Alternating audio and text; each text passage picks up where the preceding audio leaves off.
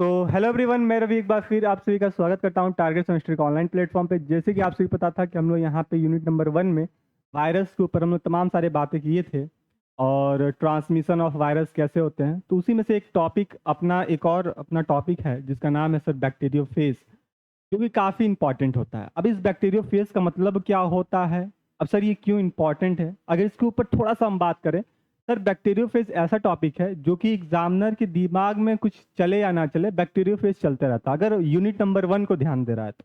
ठीक है, तो अगर यूनिट नंबर 1 में अगर हम माइक्रोब्स के बारे में बात करते हैं या फिर वायरसेस के ऊपर बात करते हैं तो उसके दिमाग में एक बात खटकता रहता है, सर क्या बैक्टीरियोफेज है। चाहे वो लॉन्ग आंसर टाइप में आपको क्वेश्चन दे दे या फिर शॉर्ट में दे दे, किसी में ना किसी आपको या 2 नंबर में या फिर 10 नंबर में 5 नंबर में आपको देता ही देता है। तो ये चीज आपको ध्यान रखना है सर, बैक्टीरियोफेज काफी इंपॉर्टेंट टॉपिक होता है आपके थ्योरेटिकल एग्जाम के लिए भी और साथ ही साथ आपके वाइवा के लिए भी। अब सर ये बैक्टीरियोफेज होता क्या है, तो इसके ऊपर हम थोड़ा सा बात करेंगे सर कि जो हम वायरस पढ़ रहे थे, अगर वायरस किसी बैक्टीरिया को ही कॉज कर लेता है, बैक्टीरिया को ही अपना होस्ट बना लेता है। जैसे कि हम लोग पढ़े थे सर, जो वायरसेस होता है एक तरह कनेक्टिव लिंक होता है लिविंग और नॉन लिविंग के बीच में, और जब ये लिविंग फॉर्म में आता है तो उसके लिए कोई ना कोई होस्ट की आवश्यकता पड़ती है। अब वो होस्ट कुछ भी हो सकता है, अब वो होस्ट कुछ भी हो सकता है सर, क्या बैक्टीरिया भी तो हो सकता है। तो अगर कोई वायरस है बैक्टीरिया के ऊपर इन्फेक्ट कर लेता है तो उसी को हम क्या बोलने लगते हैं, उसी का नाम अब बोलते हैं सर क्या, बैक्टीरियोफॉस।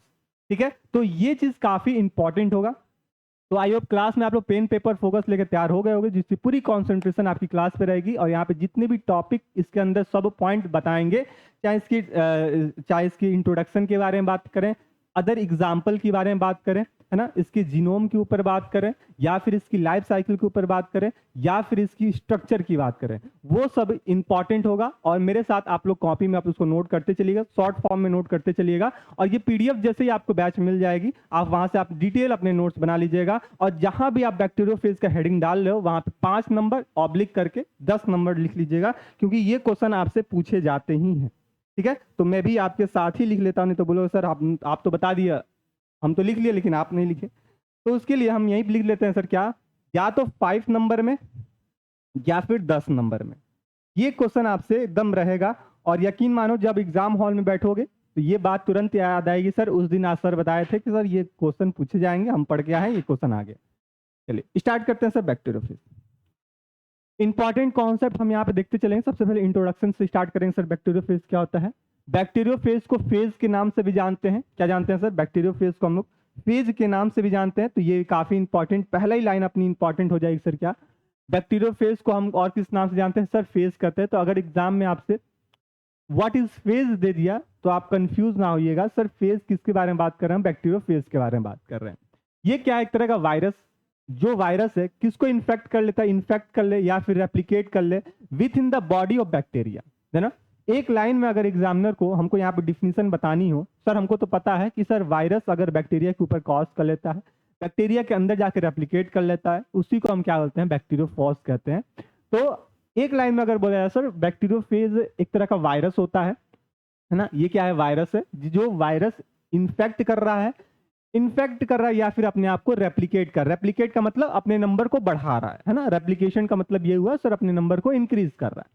तो या तो वो इसको इन्फेक्ट कर दिया या फिर अपने नंबर को इंक्रीज करने, रेप्लिकेशन करने लगता है, कहाँ पे, विथ इन द बॉडी, है ना, with in the body of bacteria. अब वो कोई भी बैक्टीरिया हो सकता है, अभी हम और भी सारे एग्जाम्पल देखेंगे सर, इस इंपॉर्टेंट कौन कौन से हो सकते हैं। तो इसको हम क्या बोलते हैं, बैक्टीरियोफेज कहते हैं। आई होप कि ये पहला लाइन जो बताए हैं आपको क्रिस्टल क्लियर हो गया होगा कि कल के डेट में कोई पूछे सर बैक्टीरियोफेज होता क्या है, तो एक वर्ड में बताइए सर, ऐसे वायरस जो बैक्टीरिया के अंदर जाते हैं और वहां पर उसको इन्फेक्ट कर देते हैं या फिर अपने आप को रेप्लिकेट करने की प्रोसेस को स्टार्ट कर देते हैं। इसी प्रोसेस को हम लोग बैक्टीरियोफेज के नाम से जानते हैं। अब मुद्दा आएगा सर कि सबसे पहले ये किसने डिस्कवरी किया, तो आपके सामने लिखा हुआ है सर क्या, कि एक चाचा साहब थे Fredericks W taught, Fredericks W taught के नाम से एक पर्सन थे, जो क्या किए थे सर, कहाँ के थे, यूके थे, यूके के, यूनाइटेड किंगडम के। और साथ ही साथ इनके कलीग्स थे जिनको हम बोलते हैं सर हेनले, ये कहाँ के थे, फ्रांस के। ये दोनों लोग अलग अलग इंडिपेंडेंटली वे में बैक्टीरियोफेज को डिस्कवर करते हैं और अपना अपना रिपोर्ट पब्लिक करने के लिए सबमिट करते हैं।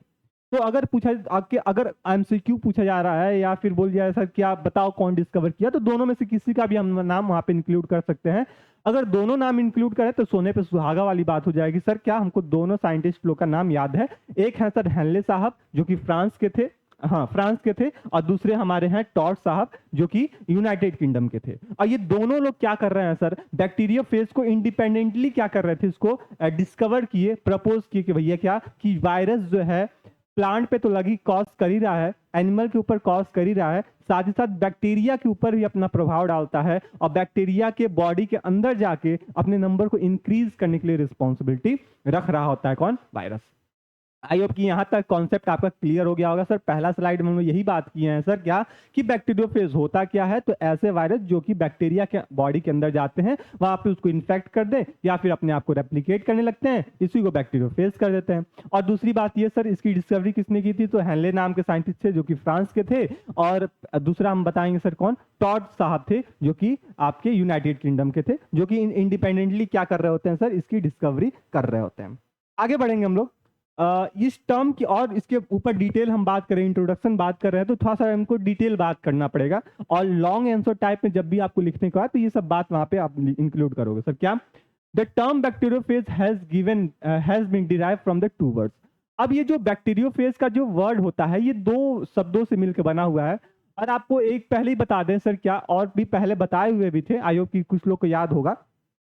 बायोलॉजी का चाहे जूलॉजी चाहे बॉटनी कोई भी वर्ड आपको दिखता है, सबसे पहले उसको दो हिस्सों में तोड़ने की कोशिश कीजिए। बायोलॉजी ऐसा वर्ड होता है, ऐसे टर्म्स वहां पे इंक्लूड होते हैं, वहां पे दो शब्द मिलके ही वो एक टर्म बना रहता है। जैसे कि आप यहीं पे देख लो बैक्टीरियोफेज। अब देखो यहाँ पे बैक्टीरियोफेज तो हम एक वर्ड से समझ ले रहे हैं, लेकिन इसको जब तोड़ना स्टार्ट करेंगे, जब इसका पोस्टमार्टम करेंगे तो दो वर्ड यहाँ से निकल के आता है।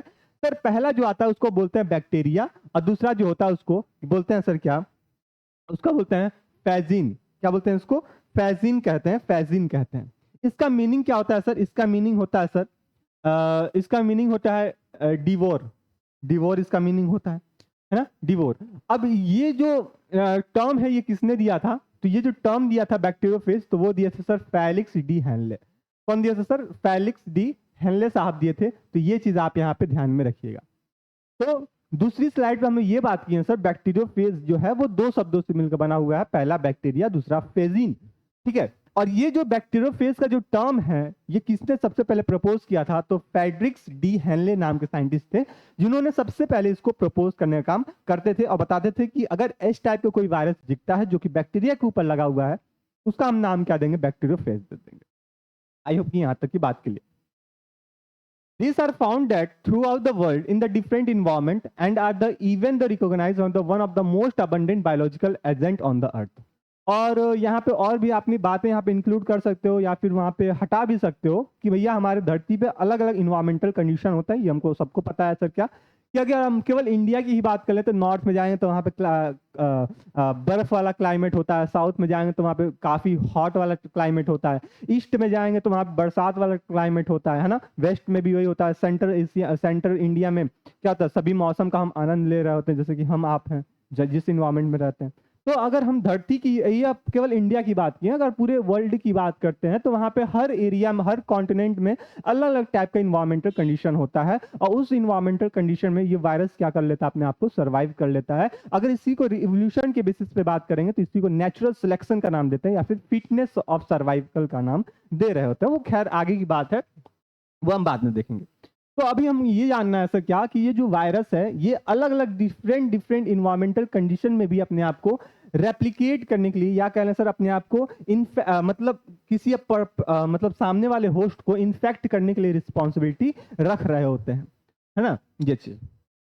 these are the most abundant biological particles in the water and the second the most abundant in the component of the biomass on the land following the prokaryotes।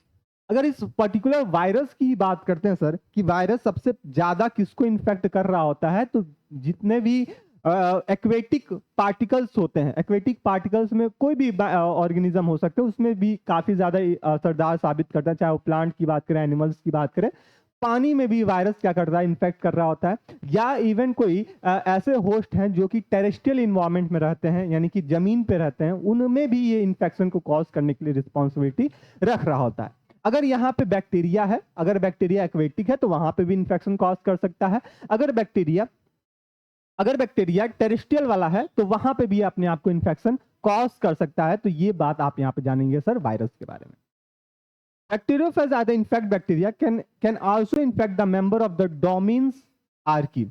अच्छा, ये जो बैक्टीरिया है, ये बैक्टीरिया किससे बिलोंग करता है? तो आपको सबको पता है सर, किंगडम मोनेरा से बिलोंग करता है। किससे बिलोंग करता है सर? किंगडम मोनेरा से बिलोंग करता है। तो ये बात तो सबको पता ही है सर।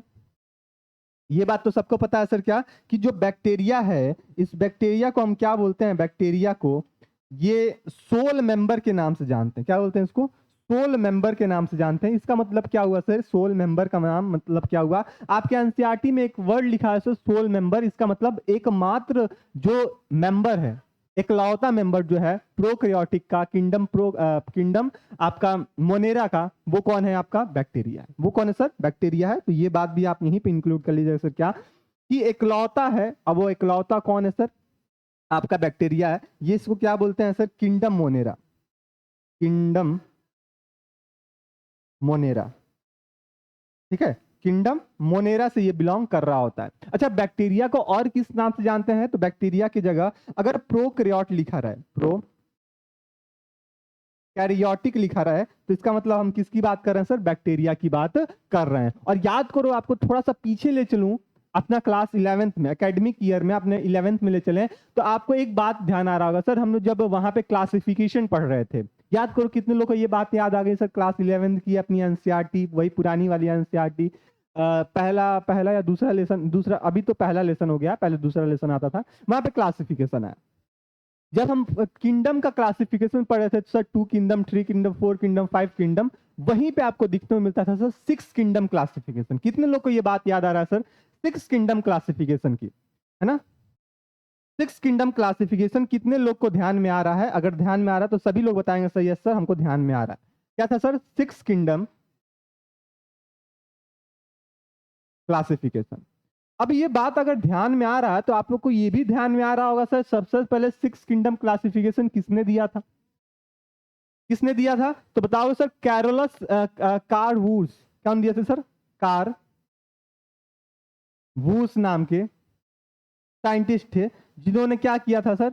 6 किंगडम क्लासिफिकेशन दिया। हालांकि उसको एक्सेप्टेबल नहीं किया गया कुछ रीजन की वजह से, लेकिन यह जब कारहूस साहब 6 किंगडम क्लासिफिकेशन देते थे, तो बैक्टीरिया को ध्यान में रखते ही ये क्या किए थे सर? 3 किंगडम में क्लासिफाई किए थे। और आपको याद आ रहा है सर, जब हम इंट्रोडक्शन पार्ट पढ़ रहे थे तो वहां पे वायरस की जब क्लासिफिकेशन पढ़ रहे थे, तो इसका जिक्र हम वहां पे किए थे। इन्होंने क्या किया था सर? 3 डोमेन सिस्टम का फॉर्मेशन किया था। क्या किया सर? इन्होंने क्या किया सर? 3 किंगडम डोमेन का सिस्टम देकर स्टार्ट किया था। क्या दिया था sir? 3 kingdom, 3 domain system, 3 domain system. और ये 3 डोमेन सिस्टम क्या था सर? 3 डोमेन सिस्टम क्या था? अगर इसको हम एक नया पेज पे कर दें तो कोई दिक्कत आपको? इसमें में हलवा बन जा रहा है, एक नया पेज पे कर देते हैं, ठीक है? चलो मेरे साथ लिखिएगा सर, क्या 6 किंगडम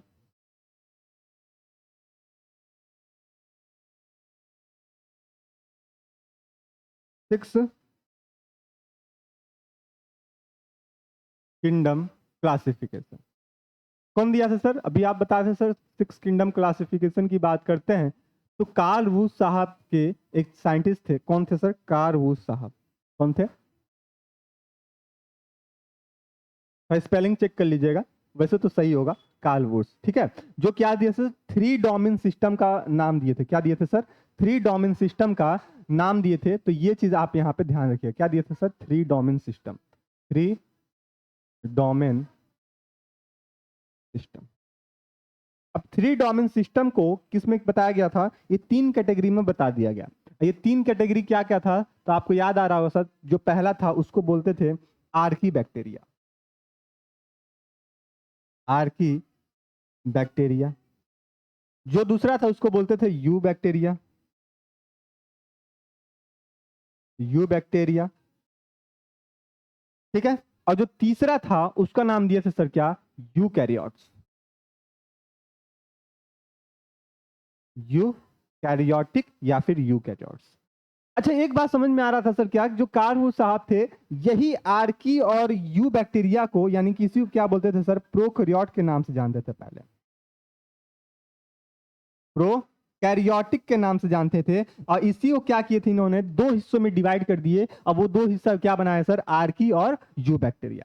तो ये जो आपका वायरस है, ये वायरस जो है वो आर्की में भी कॉज कर रहे होते हैं और यू बैक्टीरिया को भी इन्फेक्ट कर रहे होते हैं। तो ये बात आप ध्यान रखिएगा कि जब भी हम किसकी बात करें सर, वायरस की बात करें, वायरस की इन्फेक्शन की बात करते हैं, किसकी बात करें सर, वायरस की इन्फेक्शन की बात करते हैं, ठीक है। तो ये किस पे कॉज करता है सर, ये प्रोकैरियोट पे तो कॉज करता ही है। जब प्रोकैरियोट पे कॉज किया तो हम जाहिर सी बात बता सकते हैं सर, क्या कि अगर प्रोकैरियोट पे कॉज किया तो ये आर्की बैक्टीरिया को भी कॉज कर सकता है और यू बैक्टीरिया वाले मेंबर को भी कॉज कर सकता है, यानी कि इन्फेक्शन कर लेता है। यानी कि ऐसे वायरस जो इन्फेक्ट कर रहे हैं किसको, बैक्टीरिया को।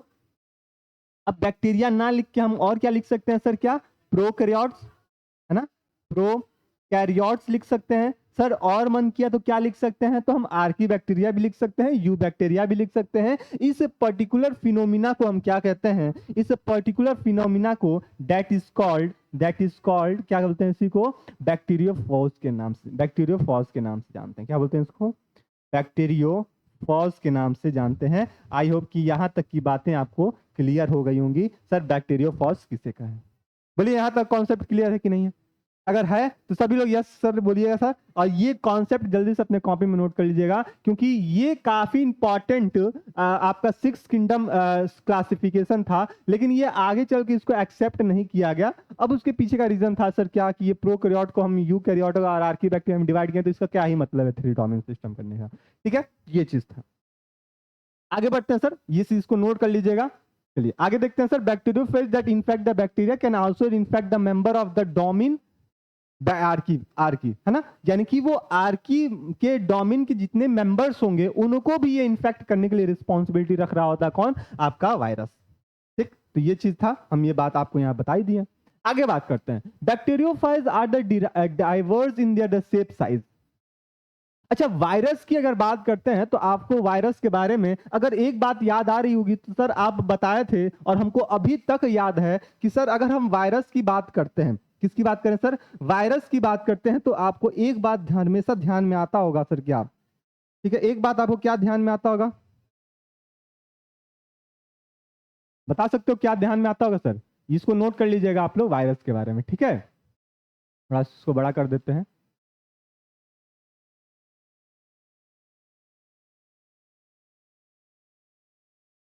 ठीक,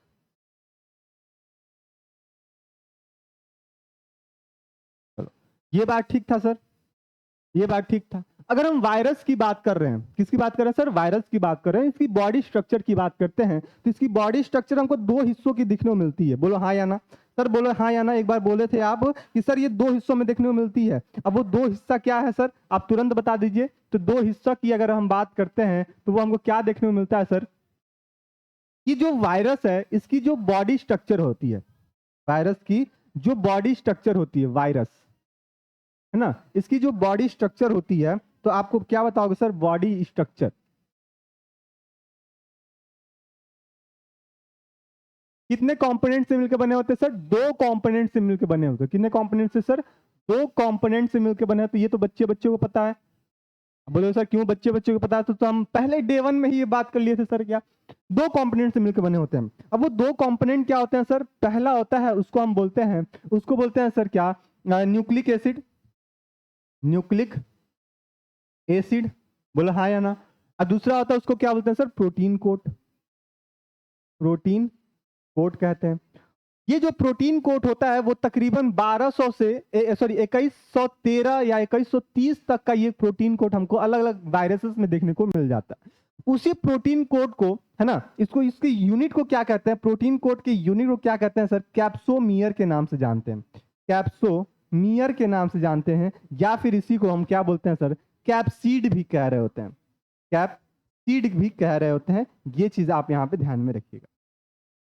अच्छा, इसके न्यूक्लिक एसिड की बात करते हैं सर, आप बताए थे सर इनके पास या तो आइदर डीएनए होगा, आइदर डीएनए होगा, या फिर इनके पास आरएनए होगा। दोनों एक साथ उपस्थित कभी भी नहीं होते हैं, ठीक है। तो इसकी अगर जीनोम की बात करें तो जीनोम में क्या होता है सर, तो जीनोम में इनका ये देखने को मिलता है सर क्या, या तो डीएनए होगा या फिर आरएनए होगा। तो ये बात आप यहाँ पे ध्यान रखिएगा।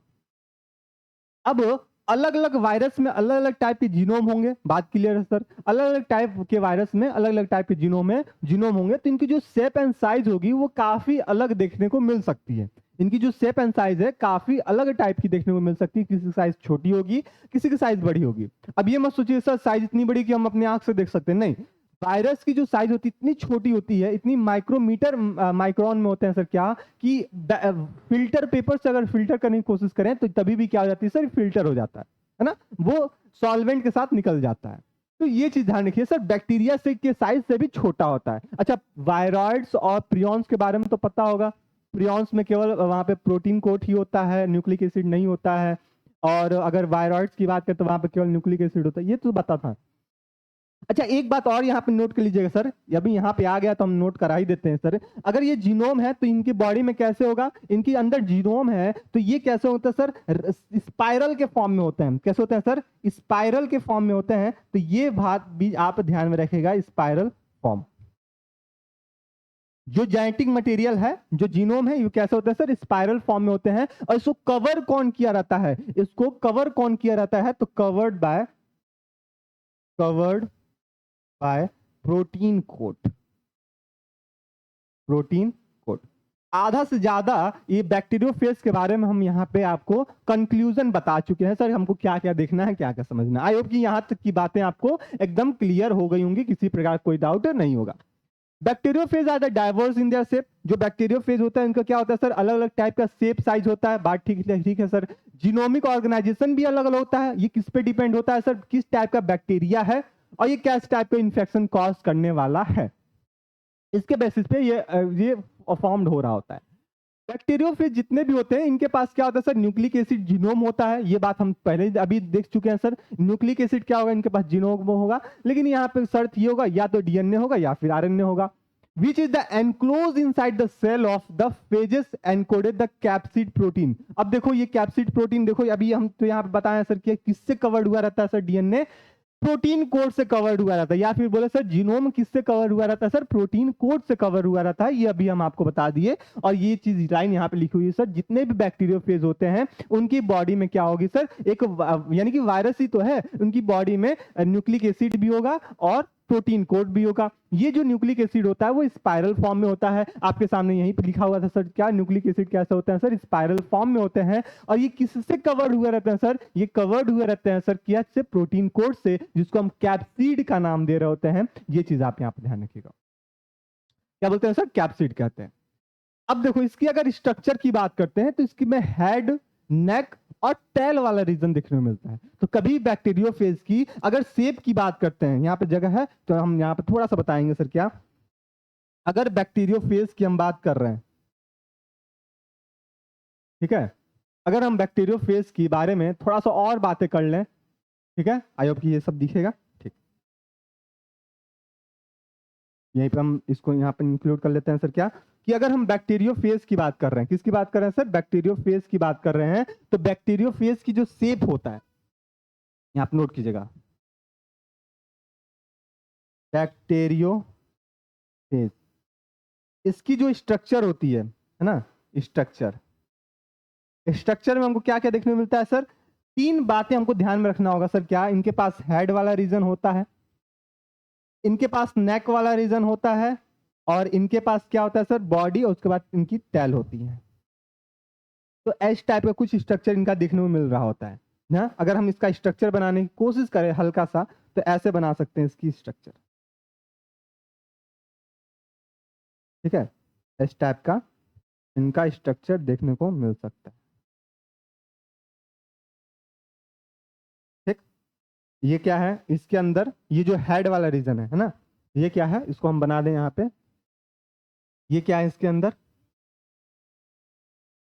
ठीक, ऐसे। और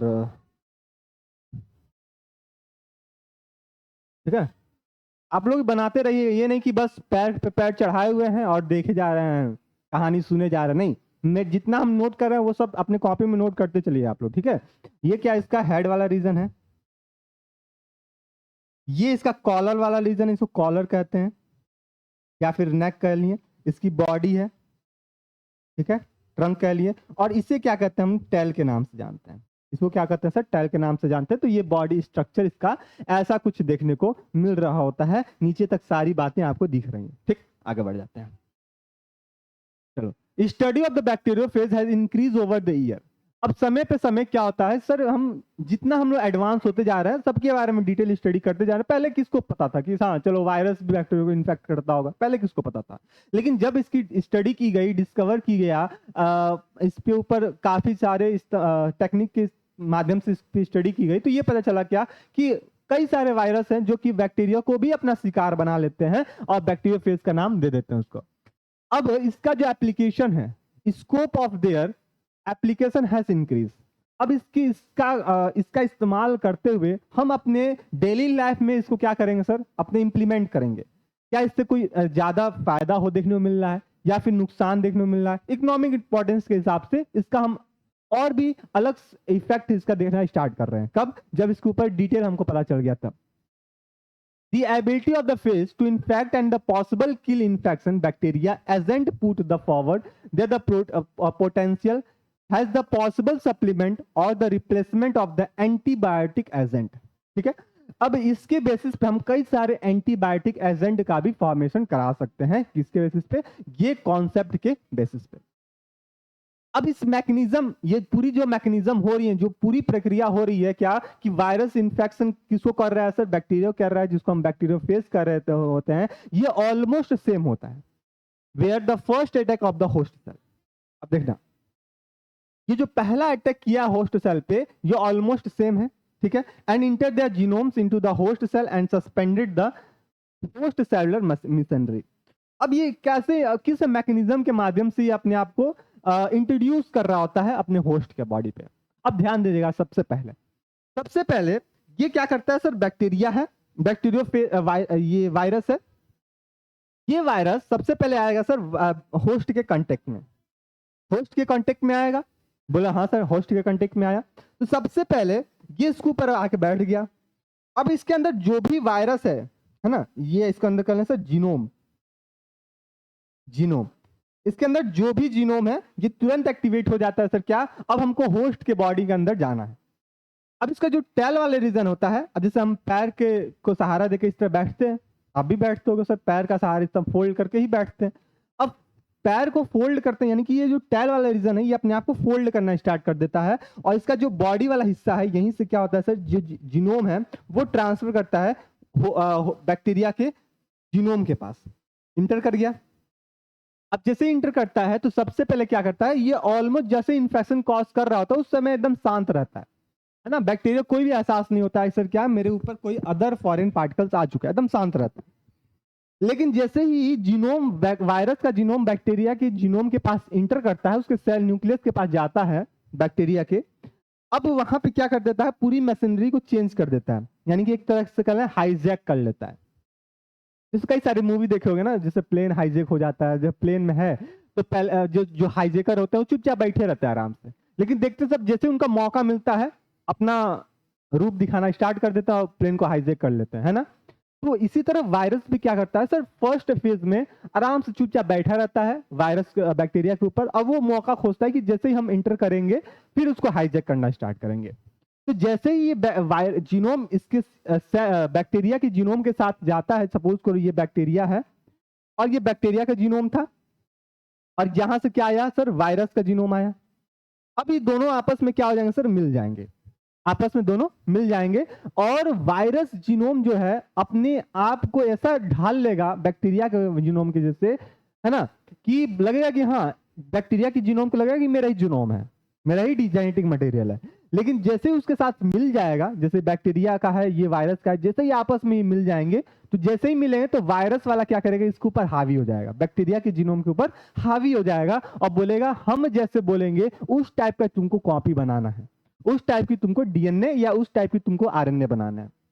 अब बैक्टीरिया महाराज डर गया, बोलता है ठीक है भैया जो आप बोलोगे हम वही करेंगे, है ना, आप ही मेरे कर्ता धर्ता हो गए। तो जो वायरस बोलेगा कि अब जो तुम बनाओगे वायरस मेरा जीनोम बनाओगे, ना कि अपना जीनोम बनाओगे, ठीक है। तो उसके घर में गया, उसको हाईजैक किया और बोला कि हम जैसा बोल रहे हैं वैसा काम करना स्टार्ट करो। तो ये वायरस जीनोम ही क्या करता है sir, bacteria genome virus genome के जैसे काम करना स्टार्ट कर देता है। और एक लास्ट ऐसा कंक्लूजन बताते हैं सर क्या, कि ये जो बैक्टीरिया है पूरा तरह से हाईजैक हो चुका है, यानी कि पूरी तरह से इन्फेक्ट हो चुका है। ठीक है, आगे बात करते हैं structure of bacteria phase. Important है, यहाँ पे इंपॉर्टेंट लगाइएगा सर। ठीक है, क्या है sir, structure of bacteriophage. Bacteriophage का कैसा स्ट्रक्चर होता है इसके बारे में हम देखना स्टार्ट करेंगे। Even through they are the different types of the phages depending on their types and the groups of the bacteria they infects.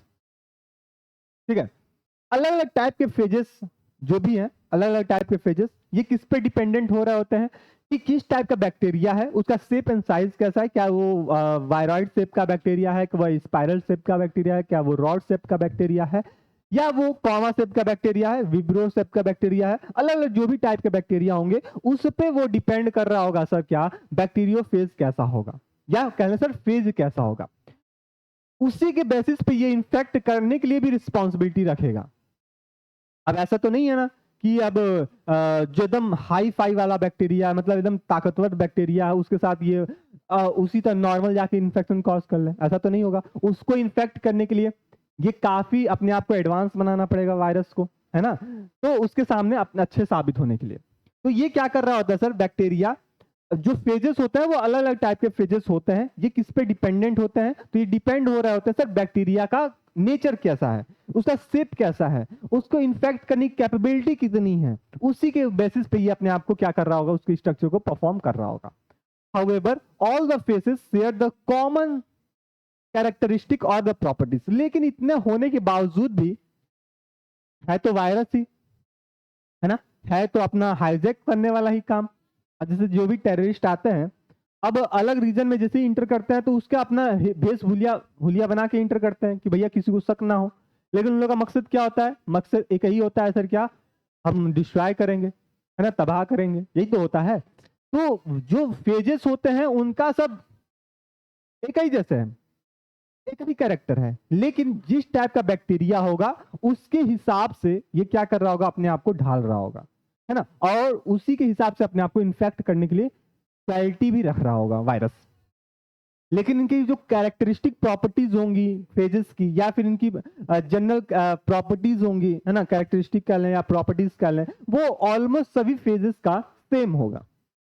कुछ कैरेक्टरिस्टिक या प्रॉपर्टीज हमको देखने को मिलेगा जो कि हम लोग नेक्स्ट स्लाइड में देखने को बात करेंगे, और एक एक करके उसके ऊपर बात करते हैं सर कौन कौन से, मतलब कौन कौन से कैरेक्टरिस्टिक फीचर्स होते हैं फेजेस के पास, जिससे वो बैक्टीरिया के अंदर जाके अपने आप को इन्फेक्ट मतलब उसको इन्फेक्ट कर रहा होता है या अपने आप को रेप्लिकेट कर रहा होता है।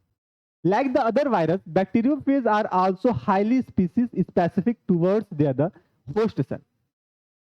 अब थोड़ा सा हम बात करें, अन्य सभी वायरस की तरह बैक्टीरियोफेज भी अपने मेजबान सेल यानी होस्ट सेल के प्रति अत्यधिक प्रजाति विशिष्ट होते हैं।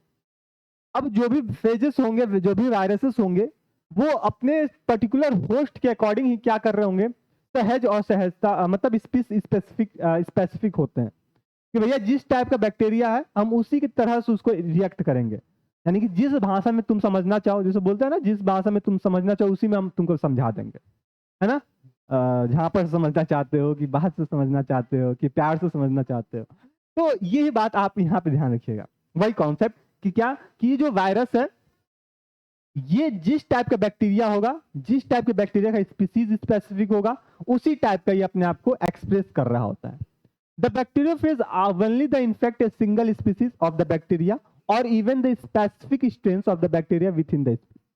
ये जो बैक्टीरियोफेज है या कह लें जो फेज है, ये किसको इन्फेक्ट कर रहा होता है, स्पेशली बैक्टीरिया को इफेक्ट कर रहा होता है। और वो बैक्टीरिया कोई भी स्पीसीज हो सकता है, ये नहीं कि बस चलो स्पेक्ट्रोकोकस निमोनी को ही कॉज कर रहा हो, नहीं, वो लैक्टोबैसिलस को भी कॉज कर सकता है, कोई ग्राम पॉजिटिव बैक्टीरिया उसको भी कॉज कर सकता है, कोई ग्राम निगेटिव बैक्टीरिया उसको भी कॉज कर सकता है। क्यों? क्योंकि हम लोग इंट्रोडक्शन में ही पढ़ चुके हैं सर क्या, कि ये जो वायरस होता है ये यूकैरियोटिक आप बताओगे सर, प्रोकैरियोटिक के सभी फेजेस मेंबर्स को इन्फेक्ट कर रहा होता है, चाहे वो आर्की की बात करें चाहे वो हम यू बैक्टीरिया की बात करें।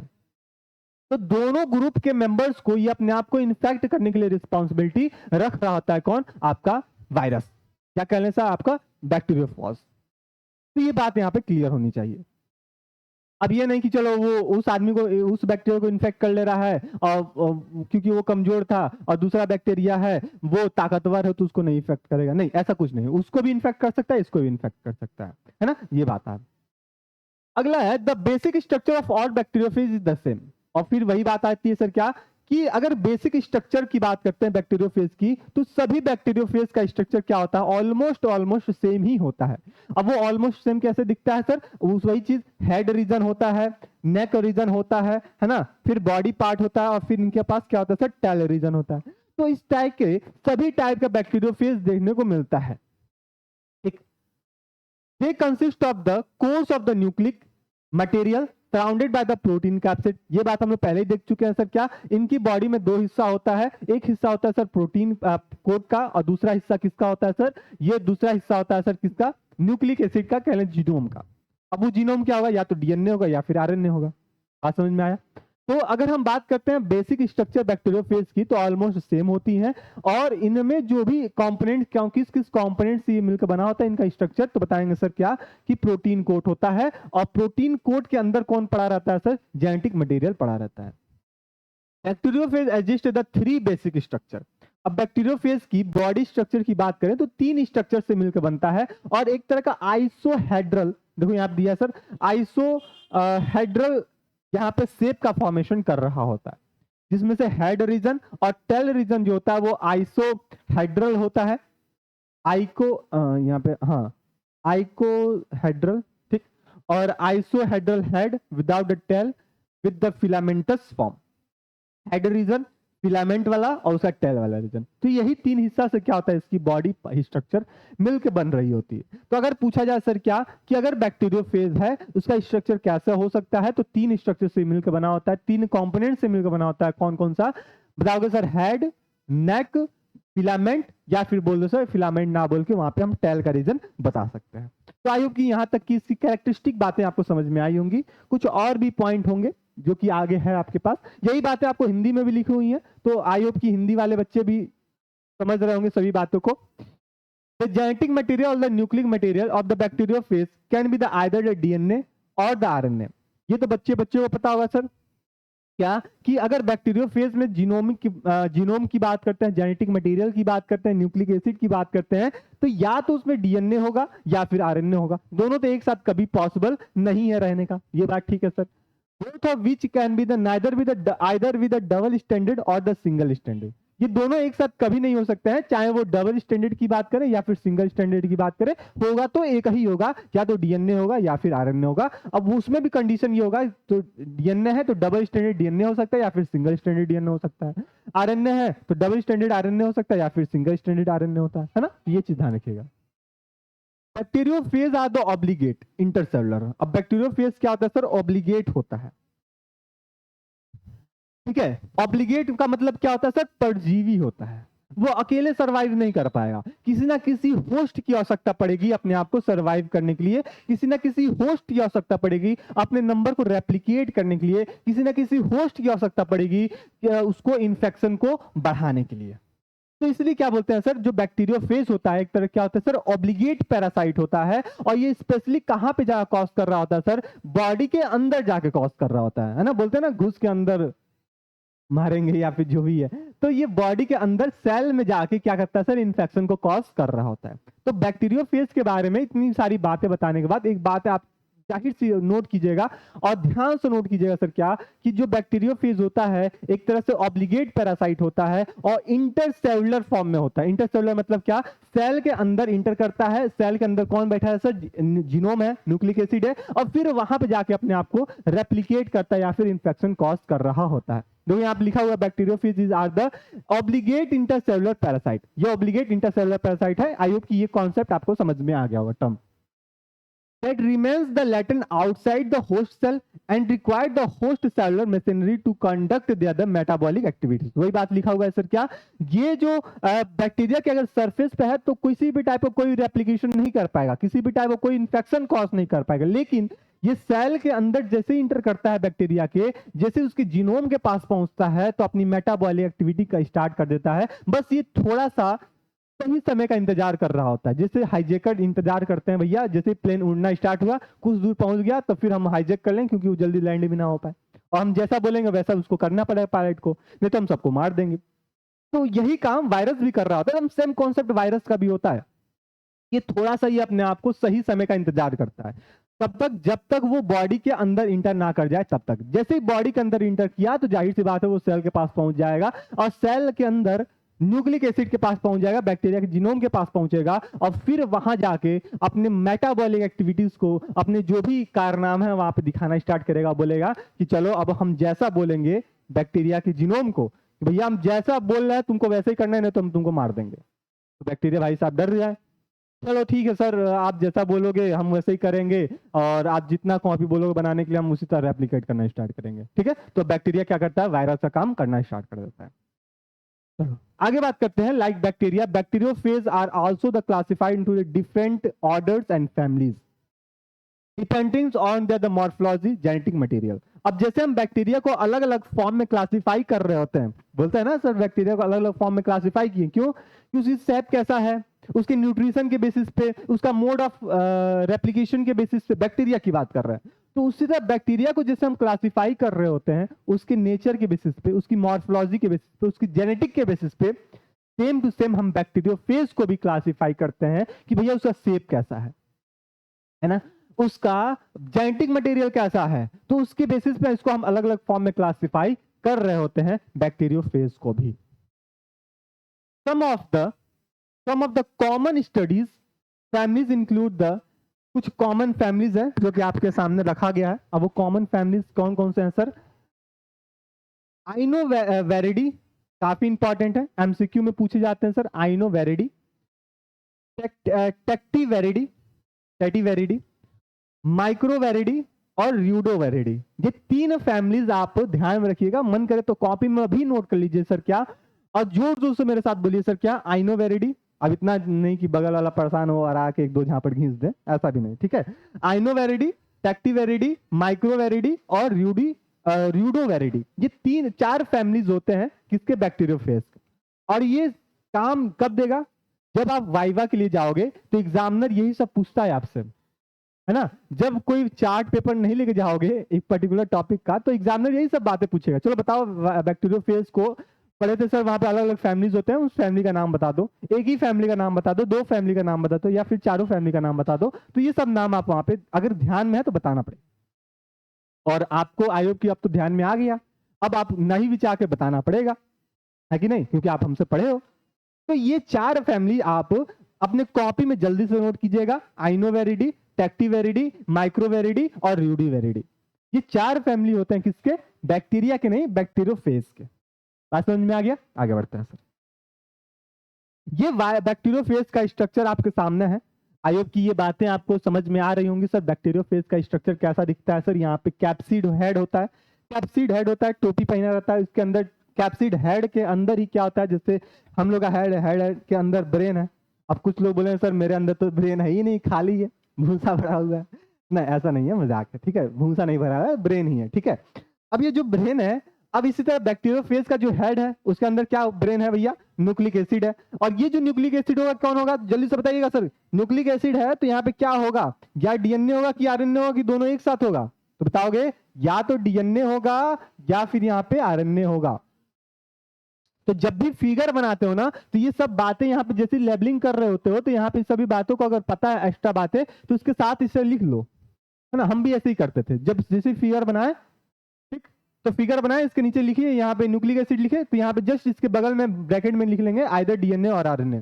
कॉलर की बात करें, जो जो बातें पता है एक लाइन में, एक वर्ड में, है ना, यहाँ पे हम कॉमा करके यहाँ पे लिख लेंगे। इससे क्या होता है ना, एग्जामिनर के दिमाग तुरंत वहां पे क्लिक करता है कि भैया ये इस बच्चे को सब बातें पता है, इस बच्चे को सब बातें पता है, क्योंकि ये डायग्राम में ही इतनी सारी बातें ले दिया है, तो इसका जब हम पढ़ने जाएंगे तो कौन कौन सी बात लिखा होगा, इसलिए वो पढ़ के उतना पढ़ता नहीं है, वो नंबर देके चल जाता है। ठीक है, तो ये बात, ये ट्रिक आप बायोलॉजी में अपनाइएगा। और भी कोई सब्जेक्ट जैसे फिजिक्स है, फिजिक्स तो पढ़ते नहीं हो, फिजिक्स तो पढ़ते ही नहीं हो ना।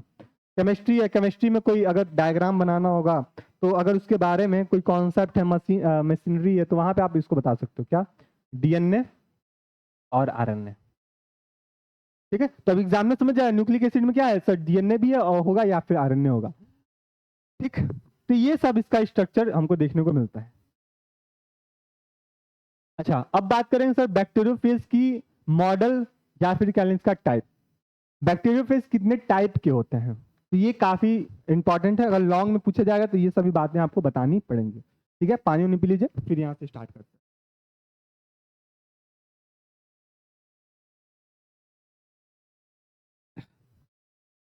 यहाँ तक तो बातें आपको एकदम आराम से समझ में आ रहा होगा, कोई हड़बड़ी नहीं है, आराम से पढ़ते हैं। ठीक है, टाइप्स की बात करते हैं सर, बैक्टीरियोफेज कितने टाइप्स के होते हैं, तो अल्फा फेज है ना, और बताओगे सर अल्फा फेज के बाद T4 फेज और T3 फेज भी आता है इसमें, T3 नहीं दिया है, चलो ठीक। कौन कौन सा फेज दिया है सर, हमको 2 फेज अभी पढ़ने को मिला है, और लेकिन हायर क्लासेस में आओगे तो T3 फेज रहता है, वो बात की बात है, जब MSc में आओगे तो वहां पे पढ़ने को मिलेगा। लेकिन अभी हमको पढ़ने को क्या मिला है सर, बैक्टीरियोफेज के 2 फेज हमको पढ़ने को मिले हैं, 2 टाइप पढ़ने को मिला है। एक है सर लैम्डा फेज, हाँ लैम्डा फेज, अल्फा फेज नहीं, सॉरी लैम्डा फेज, और जो दूसरा है उसको हम क्या बोलते हैं सर, उसको T4 फेज। अब ये क्या है, इसके बारे में एक एक पॉइंट हम लोग देखना स्टार्ट करते हैं, और ये इंपॉर्टेंट है। लैम्डा फेज या फिर इसी को क्या बोलते हैं सर, कॉलीफेज लैम्डा के नाम से जानते हैं, तो काफी इंपॉर्टेंट होगा, किस लिए, अब क्यों इंपॉर्टेंट होगा सर, आप हर जगह बता देते हो सर इंपॉर्टेंट है, कैसे इंपॉर्टेंट मान ले, तो ये इंपॉर्टेंट होता है आपके एमसीक्यू के लिए, एमसीक्यू के लिए। अब ये एमसीक्यू बोलो सर अभी तो हमको एमसीक्यू देना नहीं है तो फिर क्यों पढ़े, लेकिन हाँ पढ़ना तो पड़ेगा इन फ्यूचर के लिए, जैसे ही आप एंट्रेंस एग्जाम दोगे, है ना, एंट्रेंस एग्जाम दोगे या फिर बीच में और भी कोई एग्जाम दोगे, तो उसके लिए आपको पहले से रेडी होना चाहिए, हम डे 1 में ही बताए थे। लैम्डा फेज को और किस नाम से जानते हैं, तो एमसीक्यू में पूछे जाते हैं सर, इसको बोलते हैं सर कॉलीफेज लैम्डा के नाम से जानते हैं, क्या बोलते हैं इसको, कॉलीफेज लैम्डा के नाम से जानते हैं। तो कल के डेट में कोई पूछे कि चलो बताओ कि बैक्टीरियोफेज का एक फेज होता है लैम्डा फेज, बोलेगा हाँ सर, इसको और किस नाम से जानते हैं, तो कॉलियोफेज लैम्डा के नाम से जानते हैं। ये जो बैक्टीरिया फेज होता है ये किसको इन्फेक्ट कर रहा होता है सर, बैक्टीरिया को इन्फेक्ट कर रहा होता है, जो कि मेंबर किसका होता है सर, बैक्टीरिया की बैक्टीरियल स्पीसीज का होता है, और वो स्पेशली इसी बैक्टीरिया को फेज का इन्फेक्ट कर रहा होता है, उसको क्या बोलते हैं सर, ई कोलाई या फिर एस्क्रेचिया कोलाई के नाम से जानते हैं इस बैक्टीरिया को, और स्पेशली इसी पे इन्फेक्ट कर रहा होता है। तो यहाँ से एमसीक्यू के लिए एक और क्वेश्चन आपका तैयार हुआ कि जो लैम्डा फेज है, जो कॉलियोफेज लैम्डा है, ये किस बैक्टीरिया की स्पीसीज को इन्फेक्ट करता है, तो बताओगे सर ई कोलाई को इन्फेक्ट करता है, एस्क्रेचिया कोलाई को इन्फेक्ट कर रहा होता है। बोलिए यहाँ तक की बात क्लियर है, हाँ या ना, सभी लोग बताएंगे। ये जो लैम्डा फेज होता है ये ओरिजिनली डिस्कवर किसने किया था, तो यहां से ये भी बात इंपॉर्टेंट होगा कि जो सर ये एस्टर लैंडरबर्ग साहब थे 1951 में। देखो यहाँ पे जितना भी पॉइंट लिखा गया है ना, एकदम टू दी पॉइंट सटीक वाली पॉइंट लिखा गया है, इसमें कोई भी कहानी इधर उधर की बातें नहीं है भैया, ये पढ़ोगे आप इसके बारे में पता है तो अपने पास से अलग वर्ड भी यहाँ पे इंक्लूड करके लिख सकते हो, है ना, इसलिए ये सब पॉइंट आपको सामने रखा गया है। तो अगर पूछा जाए सर बैक्टीरियोफेज को किसने डिस्कवर किया था, तो बताओगे सर एस्टर, एस्टर कौन है भैया, एस्टर लेडनबर्ग, कौन है भैया, एस्टर लेडनबर्ग साहब कब किए थे, 1951 में किए थे। और थ्योरी के लिए तो इंपॉर्टेंट है ही, यहाँ पे इंपॉर्टेंट लगाइए सर, एमसीक्यू के लिए भी इंपॉर्टेंट है, ठीक है, चाहे वो गेट या फिर किसी अदर वनडे एग्जाम की बात करें। तो एस्टर लैम्डा के नाम से इसको सॉरी एस्टर लैम्डा साहब की तरफ से इनको डिस्कवरी की गई थी, कब, 1951 में। ये किसके ऊपर स्टडी कर रहे थे सर, तो वही नॉन एनवनली ई कोलाई के ऊपर स्टडी कर रहे थे अल्ट्रा वायलेट रेडिएशन के माध्यम से, और देखा कि ऐसे फेज हैं, ऐसे वायरस हैं जो कि बैक्टीरिया के ई कोलाई की स्पीसीज को इन्फेक्ट कर रहे हैं, इसी को क्या बोले सर, लैम्डा फेज के नाम से जानते हैं या फिर कोलियो फेज के नाम से जानते हैं। ये किस फैमिली से बिलोंग करता है, काफी इंपॉर्टेंट सर, फैमिली बताएं सर, सीफोवेरिडी, क्या बताओगे सर, जो फैमिली है सीफोवेरिडिक फैमिली से बिलोंग करता है, और इसका ऑर्डर की बात करें कार्डोवेरिडी, है ना, कार्डियोवेरिडी इसका ऑर्डर होता है, और फैमिली क्या होता है सर, सिफ्रोवेरिडी होता है। तो ये बात भी आप यहाँ पे ध्यान में रखिएगा। इसमें क्या होता है सर, कोई एनवलप नहीं होता है, एनवलप सर ये कहां से आ गया सर, एनवलप अभी हम पढ़े सर, एनवलप को हम क्या बोलते हैं sir, protein coat, protein coat, ठीक है, प्रोटीन कोट इनके पास क्या होता है सर, नहीं होता है, नॉन कॉन्ट्रेक्टाइल टेल होता है इनके पास, टेल भी क्या होता है सर, कॉन्ट्रैक्ट फॉर्म में नहीं रहता है, एकदम सीधा सीधा रहता है। And the linear double standard DNA molecules. और इसके पास जो जेनेटिक मटेरियल होता है वो क्या होता है सर, डबल स्टैंडर्ड डीएनए ही होता है, और इसके डीएनए के ऊपर किसी भी टाइप का कोई भी कवरिंग नहीं होता है। ये बात आप यहाँ पे ध्यान में रखिएगा। Lambda virus have the study for the various purpose. इसकी स्टडी हम अलग अलग तरीकों के लिए अलग अलग फील्ड में इसका इस्तेमाल कर सकते हैं, जैसे कि हम जाने to understand the lytic and the lysogenetic life cycle of the various virus। Virus की हम लाइफ साइकिल पढ़े थे सर, लाइसोजेनिक होता है, लैटिक होता है, तो इसको स्टडी करने के लिए हम इसका इस्तेमाल कर रहे होते हैं। इस मॉडल, इस टाइप के जो वायरस मॉडल, तो वायरल स्टडी में इसका इस्तेमाल। अच्छा, वायरस की स्टडी को क्या कहते हैं पता है ना सबको, बताए थे पहला दिन ही बताए थे सर। क्या, अगर वायरस की स्टडी की जा रही है, किसकी स्टडी कर रहे हैं सर, वायरस की स्टडी कर रहे हैं, तो स्टडी ऑफ वायरस यहीं पर नोट कीजिएगा सर, फिर से नोट कर लीजिए, स्टडी ऑफ वायरस। क्या बोलते हैं इसको, स्टडी ऑफ वायरस को क्या बोलते हैं सर, वायरोलॉजी के नाम से जानते हैं। वेरी गुड, क्या बोलते हैं इसको, वायरोलॉजी के नाम से जानते हैं। तो अगर कोई पूछे सर जो कोविड वायरस था किसके अंतर्गत स्टडी किया गया होगा, तो वायरोलॉजी उसको स्टडी डिपार्टमेंट उसका स्टडी डिटेल में कर रहा होगा। ठीक है, तो ये बात आप यहाँ पे ध्यान में रखिएगा। Structure of the bacteriophage, particle consist of the protein head और कैप्सिड। अब बैक्टीरियोफेज की नॉर्मली बात कर रहे होते हैं, इसकी जो हेड वाला जो रीजन होता है वहां पे क्या होता है सर, प्रोटीन का कुछ हिस्सा देखने को मिलता है, लेकिन एनवलप देखने को नहीं मिलता है। कॉन्ट्रेक्टाइल टेल होते हैं, नॉन कॉन्ट्रेक्टाइल और टेल फाइबर भी होते हैं। यहाँ पे जो वायरल जीनोम होते हैं वो कहाँ होता है सर, कैप्सिड के अंदर होता है, यानी कि हेड रीजन के अंदर होता है। ये जो नॉन कॉन्ट्रेक्टाइल टेल होते हैं वायरस का, ये इंडिकेट कर रहे होते हैं वायरस को, है ना, cannot force into the cell membrane to the bacteria. अब देखो नॉन कॉन्ट्रेक्टाइल है, मतलब सीधा सीधा इनका टेल है। अब ये ज्यादा फोर्स नहीं कर पा रहे होते हैं वायरस को इंजेक्ट करने में, और वहीं पे ये कॉन्ट्रेक्टाइल फॉर्म में ऐसे ऐसे रहते, तो ये इनकी टेल क्या होती है, आराम से फोल्ड हो जाती। और फोल्ड होने के, अब अच्छा खड़ा है और खड़ा हम सोचे बैठ जाए ऐसे, तो कभी पॉसिबल है, खड़ा होकर ऐसे बैठने की कोशिश करें, जब तक हम अपना घुटना नहीं फोल्ड करें तब तक हम कैसे बैठ पाएंगे।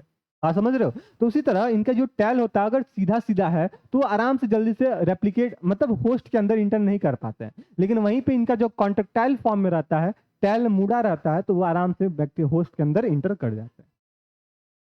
The virus consists of the 12 to 14 different types of the protein, comprised of the more than the 1000 protein molecules and a single DNA molecules present in the phages head। अब देखो यहाँ पे प्रोटीन नहीं है, आप सोचो सर यहाँ पे प्रोटीन नहीं है तो फिर प्रोटीन कोड की बात क्यों जाए, प्रोटीन कोड नहीं है लेकिन हेड वाले रीजन पे प्रोटीन है।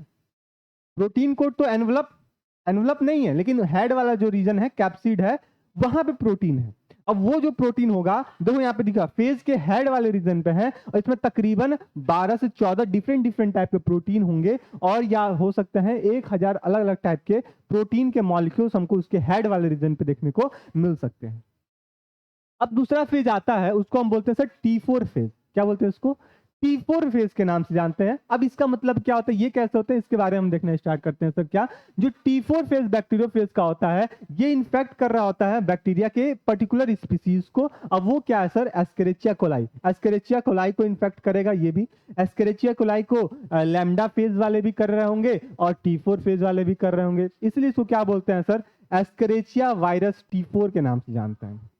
ध्यान दीजिएगा, अगर कोई वायरस बैक्टीरिया की स्पीसीज यानी कि ई कोलाई को कॉज कर रहा है तो फिर उसको हम क्या बोलते हैं सर, लैम्डा फेज नॉर्मल बोल दिए। लेकिन वही वायरस वही बैक्टीरिया की स्पीसीज को किसी अदर टाइप के फेजेस वहां पे इन्फेक्ट कर रहे हैं, जैसे T4 फेजेस, तब इसका नाम क्या हो जाएगा सर, एस्केरिचिया वायरस T4 का नाम देंगे। तो जो कहीं भी ये वर्ड लिखा रहा है सर एस्केरिचिया वायरस T4, इसका मतलब आप तुरंत कंक्लूजन निकालिएगा कि ये जो बैक्टीरिया है इसके ऊपर जो वायरस आएगा होगा वो कौन सा होगा सर, जो फेज होगा वो T4 फेज होगा।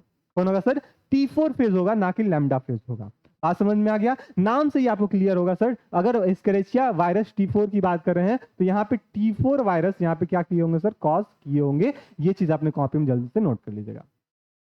The virus is one of the 7 एस्केरिचिया coli phases, that is the name T1 to T7। ये अलग अलग टाइप के फेजेस शो कर सकता है एस्केरिचिया कोलाई में, तकरीबन 7 अलग अलग टाइप का अपने आप को शो कर रहा होता है। अच्छा, इसकी डिस्कवरी किसने किया सर, डेलबर्ग नाम के साइंटिस्ट थे, और और काउकेकर डेलबर्ग्स और काउकेकर्स 1944 में इस मॉडल के ऊपर स्टडी किया था और बताया सर ये T4 फेजेस है और एस्केरिचिया कोलाई पे कॉज कर रहे होते हैं। अगर एस्केरिचिया कोलाई पे कॉज करते हैं तो इसी को हम क्या बोल देते हैं सर, किसी को बोलते हैं क्या, एस्केरिचिया वायरस T4 का नाम दे रहे होते हैं। ये जो बैक्टीरिया फेज होते हैं, ये T4 बैक्टीरिया फेज की बात करें, ये किससे बिलोंग करते हैं, तो ऑर्डर क्या होता है सर, काइडोवेरियल्स होते हैं, है ना। और फैमिली क्या होता है सर, फैमिली इसका होता है सर मायोवेरिडी इसकी फैमिली होती है। बैक्टीरियोफेज ये किस पे डिपेंड होता है, किस पे प्रेजेंस होता है सर, ये नॉन एनवलप ये भी होता है। कॉन्ट्रेक्टाइल टेल यहाँ पे, लेकिन यहाँ पे कॉन्ट्रेक्टाइल टेल होता है, ध्यान देने वाली बात है। Structure of bacteriophage T4 consist क्या होता है सर, यहाँ पे प्रोटीन का कैप्सिड होता है, इसको क्या बोलते हैं सर, हेड वाला रीजन कहते हैं। Which consist of the linear double stranded DNA molecules, वहां पे भी डीएनए मॉलिक्यूल्स था, यहाँ पे भी डीएनए मॉलिक्यूल्स होते हैं। इसके एंड टेल पे तकरीबन, इसका टेल कितना होता है, 925 एंगस्ट्रॉन लंबा होता है और 220 एंगस्ट्रॉन डायमीटर इसका होता है कॉन्ट्रेक्टाइल टेल का, जो special portent of the basis of the head region पे काम कर रहा था। ये चीज था, ठीक है। इसके पास 6 अलग अलग टाइप के शॉर्ट टेल फाइबर्स होते हैं, है ना, जो कि बाइपेलेट्स और ये रिसेप्टर मॉलिक्यूल्स होते हैं कि होस्ट के सरफेस पे ये आके जल्दी से चिपक जाए। बैक्टीरियोफेज यहाँ पे T इवन वायरस होता है यानी T4 होता है। Among the most common study हमको देखने को मिला है सर क्या, ये जो होता है सर लार्जेस्ट टाइप का भी होता है, लार्जेस्ट टाइप का मोस्ट कॉम्प्लिकेटेड ग्रुप होता है और तकरीबन यहाँ पे 300 डिफरेंट टाइप के जीन्स होते हैं। तो ये चीज आप यहाँ पे ध्यान में रखिएगा। इससे क्या होता है, ये खत्म होता है। अगली क्लास में हम लोग लाइफ साइकिल के बारे में पढ़ लेंगे। अगली क्लासेस में हमको क्या पढ़ना होगा सर, लाइफ साइकिल पढ़ना होगा, ठीक है। लाइफ साइकिल है, फिर इसके बाद लाइसोजेनिक साइकिल है ना। तो इसके बारे में हमको थोड़ा टाइम लगेगा पढ़ने में। तो ये चीज जो भी कॉन्सेप्ट है उसको हम लोग नेक्स्ट क्लास में, फिर इसका एप्लीकेशन है बैक्टीरियोफेज का, तो ये चीज हम लोग नेक्स्ट क्लास में पढ़ लेंगे। आई होप कि यहाँ तक की बातें आपको समझ में आ गया होगा, किसी भी टाइप का कोई भी दिक्कत नहीं होगा, ठीक है। तो बैक्टीरियोफेज में आज की क्लास में हम इंट्रोडक्शन पढ़े हैं, फिर इसका टाइप्स पढ़ लिए हैं, ठीक है। इंट्रोडक्शन टाइप्स पढ़ लिए हैं, इतना बहुत है। अब नेक्स्ट क्लास में हम लोग इसके लाइफ साइकिल के ऊपर पढ़ेंगे सर, लैक्टिक साइकिल क्या होता है, लाइसोजेनिक साइकिल क्या होता है, फिर इसकी एप्लीकेशन क्या होती है, वो हम लोग नेक्स्ट क्लास में पढ़ेंगे। और आई होप कि यहाँ तक सारा कॉन्सेप्ट आपका क्लियर हो गया होगा। क्लास में आज मजा भी आया होगा, क्योंकि बैक्टीरियोफेज काफी इंपॉर्टेंट है और इसके एकदम बेसिक वे में हम इसको पढ़ना स्टार्ट किए थे। तो ये चीज था, ठीक है। तो चलिए हम लोग मिलते हैं नेक्स्ट क्लास में, तब तक के लिए स्टे रहिएगा, मस्त रहिएगा, अपनी तैयारी को और मजबूत करते रहिएगा। धन्यवाद।